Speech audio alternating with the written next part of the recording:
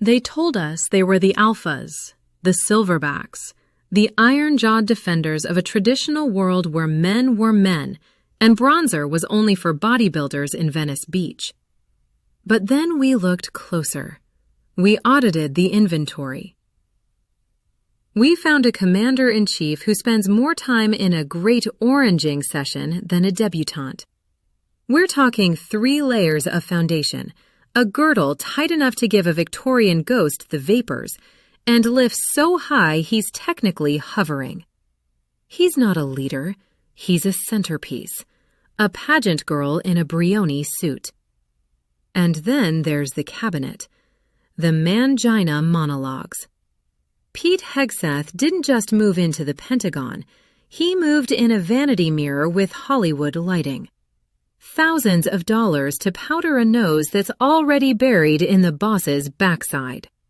He's leading the world's most powerful military, but he can't go on camera without a fresh coat of Desert Storm concealer. Then we get to Kash Patel, the diva of the Bureau.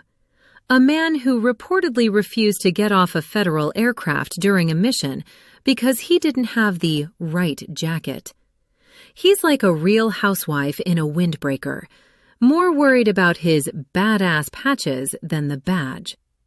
When he's not playing dress-up, he's a lush, partying on the taxpayer dime at the Poodle Room in Vegas, or getting so hammered at private clubs in D.C. that his security detail has to call for breaching equipment just to wake him up.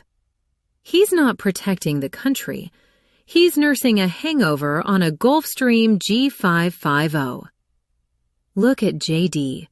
Those smoky eyes aren't intensity, they're Maybelline. He's rocking a liner job that would make a goth kid jealous. And Stephen Miller?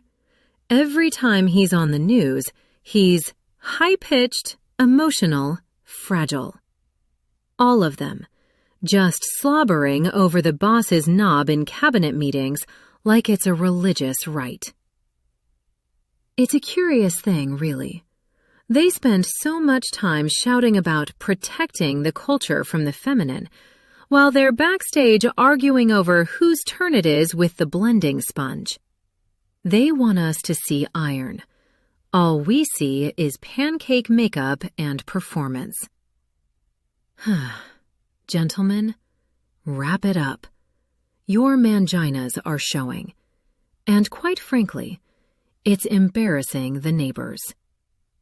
The data doesn't lie, and neither does the liner.